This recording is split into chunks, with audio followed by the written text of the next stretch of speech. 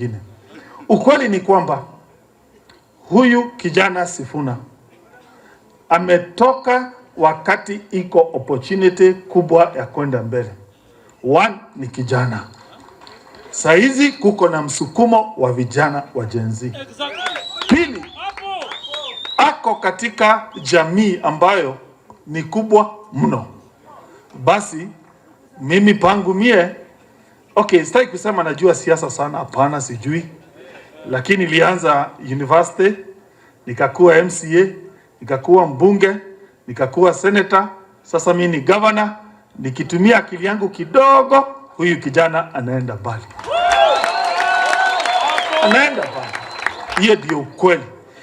Jiulize, kuanzia siasa ya Kenya ifanyike, ni kiongozi yupi wa ODM amekuja Mount Kenya anafanya mkutano na watu wanatokea isipokuwa Sifuna?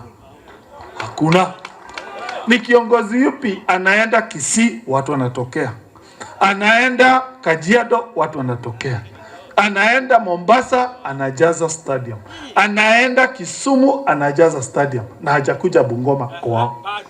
Huyu kijana mahali anaenda, ukitaka wajua, kuna semekana Waswahili wanasema dalili ya mvua. Mimi nikirusha mbali naona huyu kijana akienda mbali. Fikiria mimi ni governor, nimesema my ambition niweke kando.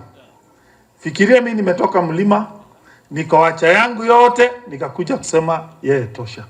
Ni juu nimefanya hesabu zangu, nikajua huyu kijana anaenda mbali.